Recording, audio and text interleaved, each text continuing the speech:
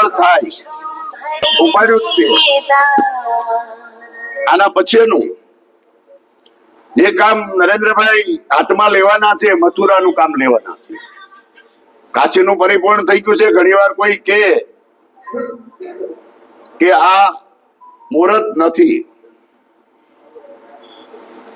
બાપને એના ઘરે જવામાં કોઈ દી મુહૂર્ત જોવામાં આવતું નથી। એ એના ઘરે રાતે 2 વાગે જઈ શકે, ગમે ત્યારે જઈ શકે, કારણ કે એમના ઘરે એમને આવવાનું છે। હવે ભગવાન રાજા રામ અયોધ્યામાં એમના નિવાસ સ્થાને એની જન્મભૂમિમાં પધારવાના છે। આનું કોઈ ચોઘડિયું કે મુહૂર્ત ન હોય, એને જયારે સમય થાય એટલે આવી જાય, એ આપણા માટેનું મુહૂર્ત હોય છે।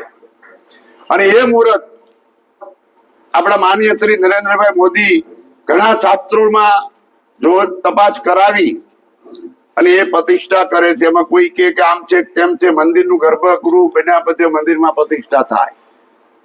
મંદિર તો 5-10 વર્ષે પૂરા થતા હોય, પણ અંદર ભગવાન બિરાજી જાય।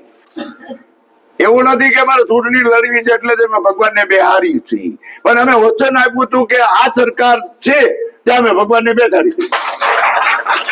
એ વચન પૂરું કરવા માટે 5 વર્ષમાં અમે મંદિર બનાવ્યું અને પ્રતિષ્ઠા થઈ। હું તો સેલ્યુટ મારું છું એમને।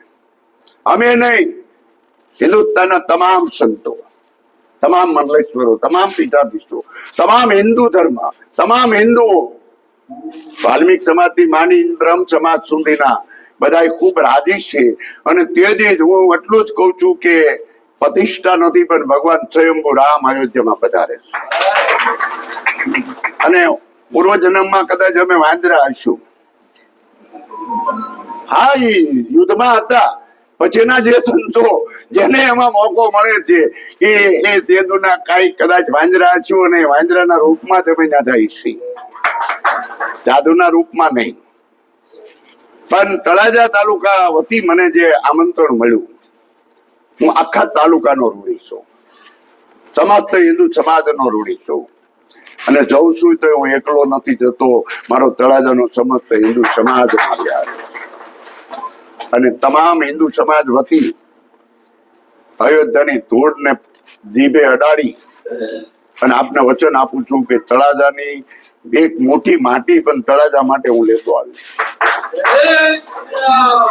એ 110%, અને એ માટી તાલુકામાં આવી અને પ્રમુખ સાહેબ ને આપીશ, એટલે એ પછી આખા, એટલે આપણે બહુ કઈ રિક્વેસ્ટ ન કરવી પડે, કારણ કે રાજા રામ બેસવાનો છે। 5,51,000 લીડ કપાઈ છે ને, એટલે ડબલ મળે એવો આશીર્વાદ ભગવાનને પ્રાર્થના કરું છું। એને ટિકિટ મળે એ બહુમતીથી જીતે।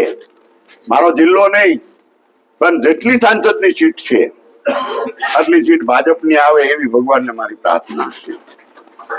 આપ સૌને એટલું જ કહું છું કે હું જે જઉં છું એ તમારા બધાનો પ્રતિનિધિ બની જાઉં છું, તમારા બધાનો એક સાથ લઈને જઉં છું।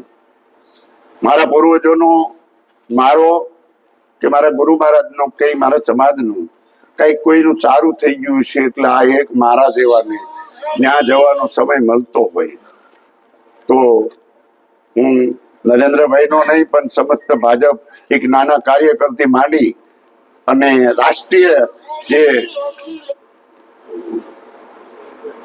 અધ્યક્ષ સુધીનો આભાર માનું છું કે મને મોકો મળ્યો। આપ સૌને મારા જય સિયારામ, જય માતાજી, ભારત માતા કી જય, વંદે માતરમ, જય જય શ્રી રામ। હું આપ બધાની વચ્ચેથી રજા લઉં છું।